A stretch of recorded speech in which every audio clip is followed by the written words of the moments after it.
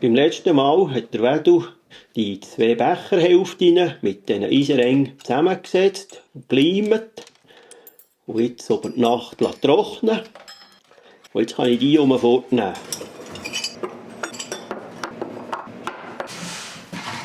Und dann kann ich noch mit einem nassen Hodel die Dämpfe rausdämpfen, dass die ein bisschen rauskommen.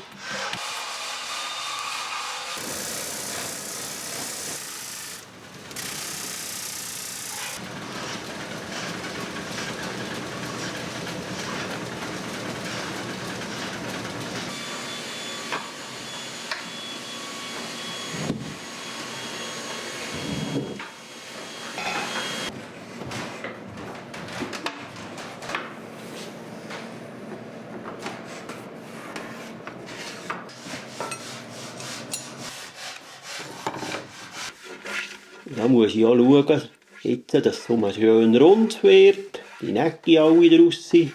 Da mit dem Hobeli schön rund machen, schön glatt. Und dann muss das Ringentum rund sein, es muss in Krümmung stimmen, schön eine fliessende Form.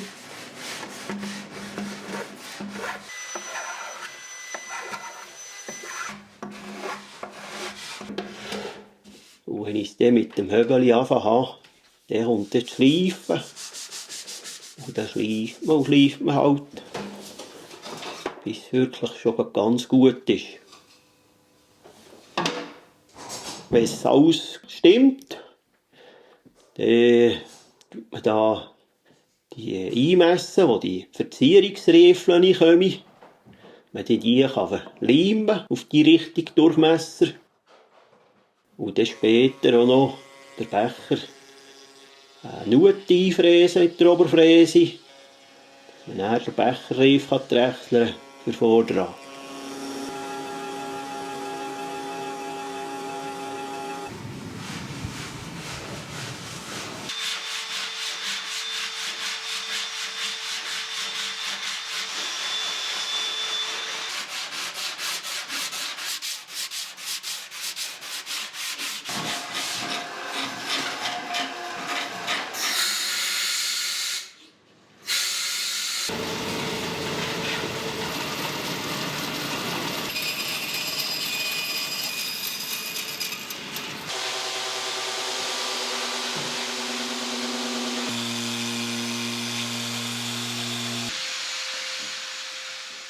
Die Nussbaumscheiben jetzt hier auf der Dreibank aufspannen.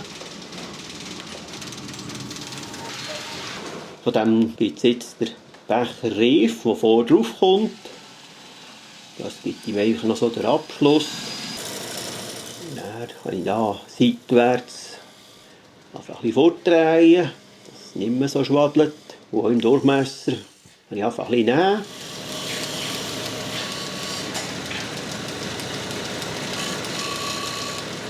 Den Meister tue ich jetzt hier aushöhlen, auf die richtigen Durchmesser, die richtige Tiefe. Ich auf einmal schauen, ob es auf eins passt. Und so weiss ich nachher, was ich dann noch nehmen muss.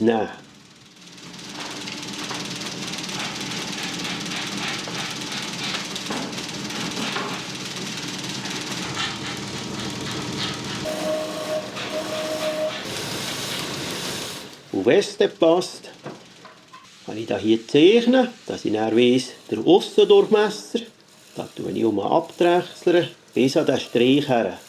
Und mache aber auch schon die Form, die bin ich da schon gerade vom feppigen Becherreif.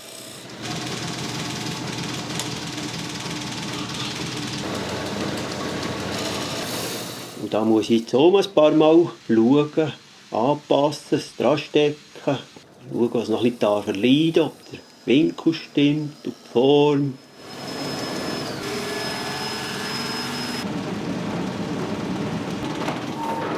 Und wenn es dann ziemlich stimmt, kann ich die schleifen.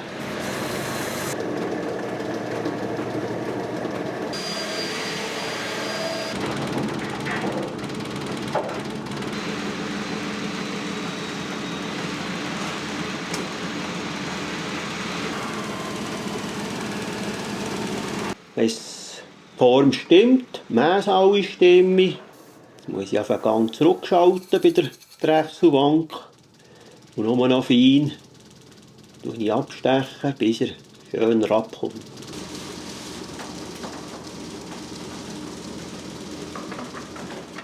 Wenn ich es das erste Mal jetzt drauf tue, dann sehe ich, ob ich den wirklich auch genau gearbeitet habe, ob es innen und aussen schön anliegt.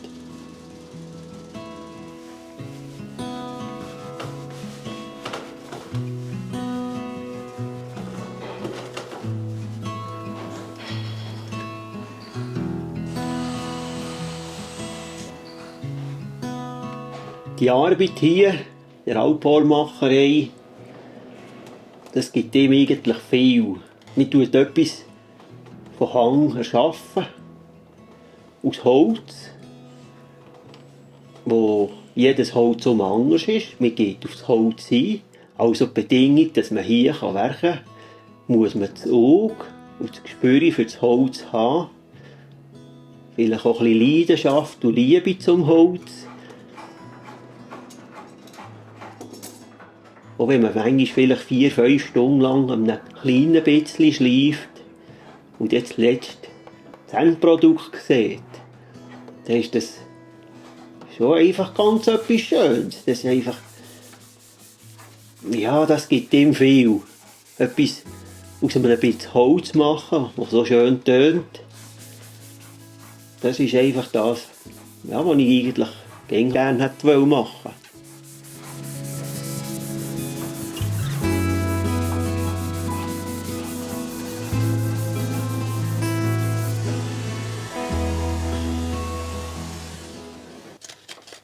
Nach dem Kochen von diesen Becherreifen habe ich jetzt die rausgenommen, die haben schön getrocknet und haben auch die runde Form schon ziemlich. Jetzt tue ich auf das richtige Maß die hier verleimen, dass sie dann nachher noch genug Holz haben zum Abschleifen, sie schön anzupassen.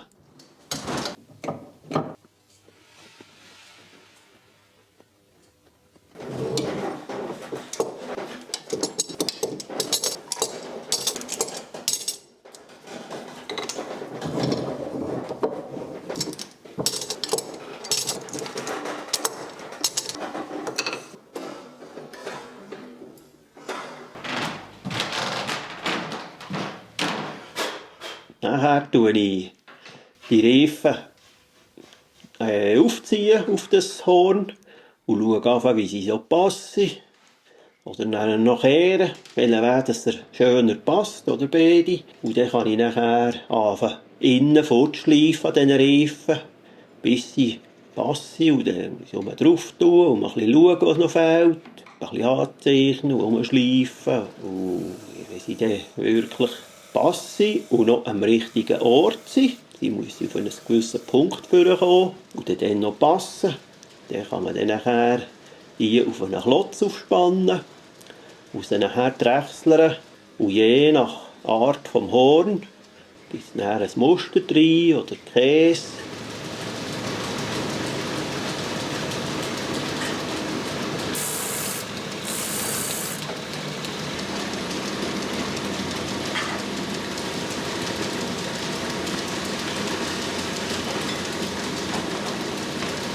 Dann tue ich den Reif auf den Klotz aufspannen und dass ich nachher aussum fortdrechseln und auch seitwärts bis so 3 mm Wandstärke der Reif hat und zuletzt noch schön verschleifen und polieren. Weil die Reifchen verleimt sind, laufen die Jahre jetzt nicht so wie normal gewachsenes Holz. Darum muss man jetzt hier aufpassen beim Drechseln, dass es nicht einheicht. Also heisst, der Messung muss man schön flach haben, schön rechtwinklig, flach und nur schaben und gar nicht richtig drechseln.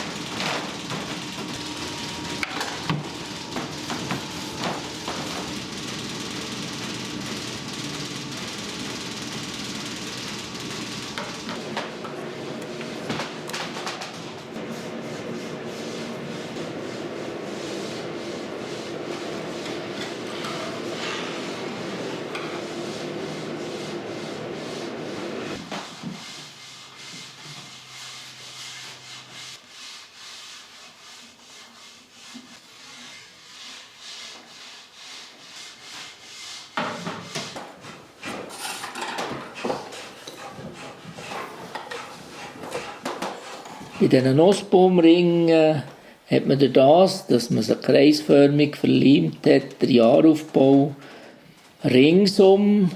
Das heisst, man kann sehr dünne Ringe machen und diese gleich verlieren sie keine Stabilität. Man kann sie durch das nachher so mit einem einfachen Holzklotz sehr stark das Instrument anziehen, sodass sie einfach durch den Druck, den sie einem Instrument geben, vom Instrument bleibe haften, indem man sie anleimen. Unser Betrieb war von Anfang an, schon als der Grossetti Ernst Schüpper geführt hat, ein Nebenerwerbsbetrieb gewesen. Wir mussten ein bisschen Geld verdienen zur Landwirtschaft, vom Bauern konnte man nicht leben. Und so ist eigentlich der Grossetti, der dann zumal schon als Bübel ein Instrument bauen wollte, der das Handwerk hier zu uns gebracht hat, der von Anfang an als Jugendlicher sehr gute Instrumente schon gebaut hat, der sich einen Namen hat gemacht als Alphornmacher und so ein bisschen den Grundstein gelegt hat für unsere Alphornmacherei. Mit dem Schwiegersohn, dem Vater, dem Hans-Rudi Bachmann, der den Betrieb hat weitergeführt, der hat Freude bekommen am Schnetzen mit Holz, der weiter sehr gute Instrumente gebaut hat. Er, der geschaut hat, dass es mehr Instrumente standardmässig gemacht werden kann, dass man dort in der Menge vorwärts kommt. Es hat da sehr viele Kunden gegeben, die zu warten auf die Instrumente einfach ein bisschen verledet ist. Und sie froh waren, wenn es eben ein bisschen schneller gegangen ist, bis man so ein Alphorn nicht bekommt. Ich selber, der vielleicht ändern so ein bisschen etwas vom Grossetti musikalisch in die Wiege gelegt bekommen, wo wir stark jetzt auf die Standardisierung des Instruments Wert gelegt haben, aber in dem Sinn, dass eben die Musikalität der Horn eine sehr grosse Wichtigkeit bekommen und dass man probiert, möglichst alles aus dem Klangholz herauszubringen, für sehr klangvolle Instrumente zu machen.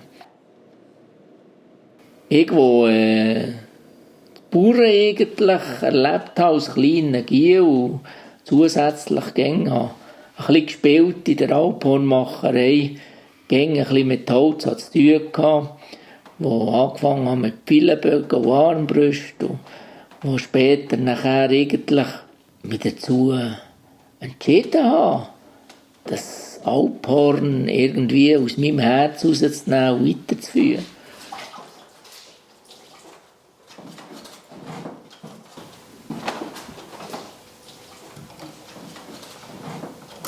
Die verleimten Mittel- und Aussenteile zeichne ich stehenseitig anzeichnen mit dem Zirkel, dass ich so ungefähr weiss, wie die Mäße haben, dass ich dann hier hobeln kann, konisch, für den beim Drechseln ein bisschen schneller bin.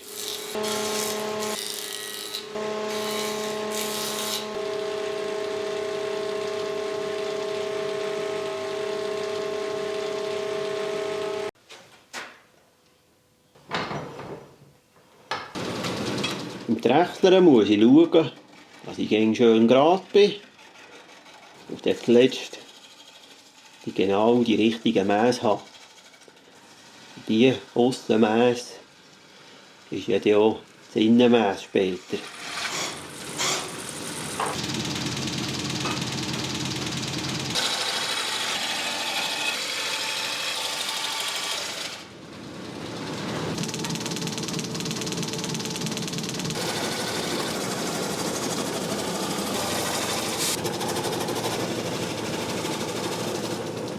Hier mit dem Schleifklotz kann ich jetzt die kleinsten Wellen und Höger noch rausnehmen.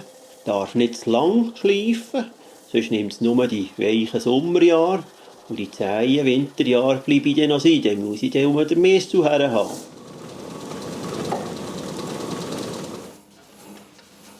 Jetzt nach dem Schleifen muss ich da noch auf die richtige Länge vom Rohr die Mässe übertragen und anzeichnen, dass man dann im späteren Verlauf von verschiedenen Arbeitsschritten weiss, wo welcher Durchmesser ist. Jetzt, wo ich angezeichnet habe, kann ich hier ausspannen, ist fertig gedrechselt. Dann kann ich den Messel reinschlagen und dann fallen die voneinander. Jetzt kann ich mit dem Streichmaß hier anzeichnen, dass man ja später sieht beim Schleifen, wie weit raus, dass man schleifen darf. Jetzt kann ich hier mit dem Oberfräser eine Nut rausfräsen. Den hat man schon ein bisschen vorgewerkt.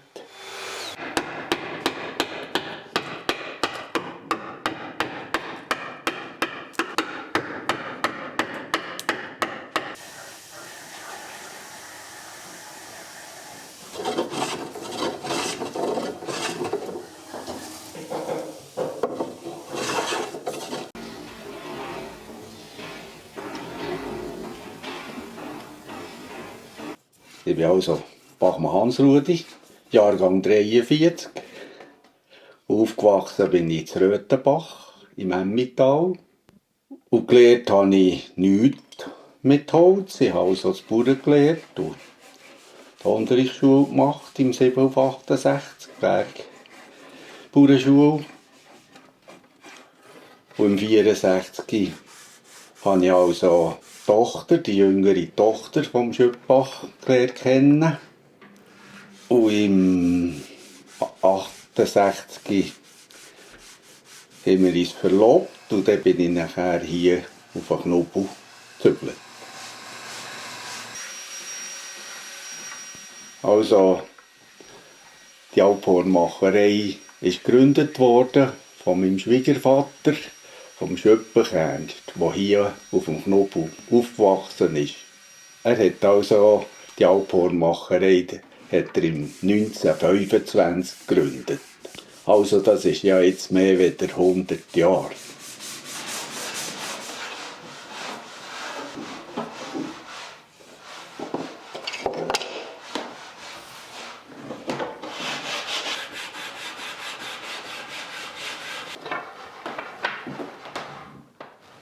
Musik oder die Musikalität hat bei mir schon als Kleingänger eine Rolle gespielt. Also, wenn in der Werkstatt die Alphörner zusammengesteckt waren, dann habe ich auf eins ein bisschen reingesöfert und geschaut, ob ich einen Ton rausbringe. Und zuerst musste ich natürlich grosse Pfusibacken machen, bis etwas rausgekommen ist. Und dann ist das irgendwie besser gegangen. Ich durfte natürlich nachher Musikunterricht geniessen in der Dorfmusik. Ich habe gelernt Cornet spielen, dann sind andere Instrumente dazugekommen. Später ist ein Musikdirigent daraus geworden und das hat dem ganzen Alphornmachen natürlich auch kleine Noten verteilt. Also die musikalischen Hintergründe hat bei mir sehr viel ausgelöst, im Zusammenhang auch mit dem Alphorn, im Zusammenhang mit dem Klang, im Zusammenhang mit der Intonation der Instrumente. Und das ist etwas, wo nebst dem Handwerklichen bei mir auch sehr eine grosse Rolle spielt. Jedes Alphorn besteht eigentlich aus verschiedenen Teilen. Wenn man es so ein bisschen anschaut, ist auffällig der Bogen, der Becher, wie wir sagen. Und der ist auf der anderen Seite, auf der Gegenseite, dort, wo man das Mundstück reinsteckt, das Handrohr. Und das sind so ein bisschen die wichtigsten 2 Bitzen. Zwischen hat man nachher Mittelstück, wo man braucht, je nachdem, was für Teilungen sind. Wenn es ein 3-teiliges ist, ist nur 1, 4-teilig sind 2 oder bei einem 5-teiligen sind 3.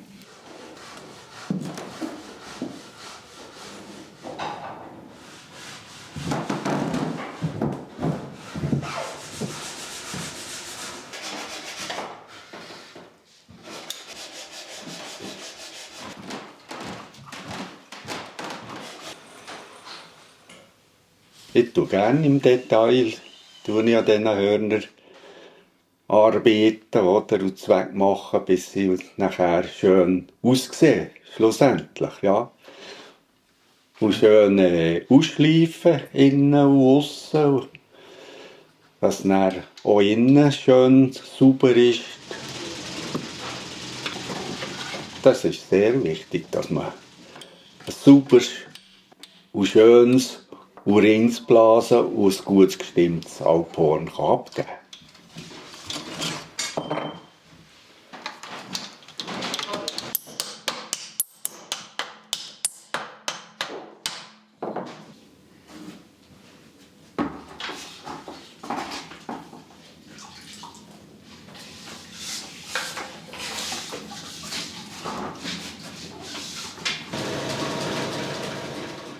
Das Handrohr ist aus dem Sinn so wichtig, weil man es eigentlich, das Mundrohr, dort wo der Ton sich entwickelt, dort wo der Ton die Richtung überkommt ins Instrument, sehr wesentlich ist.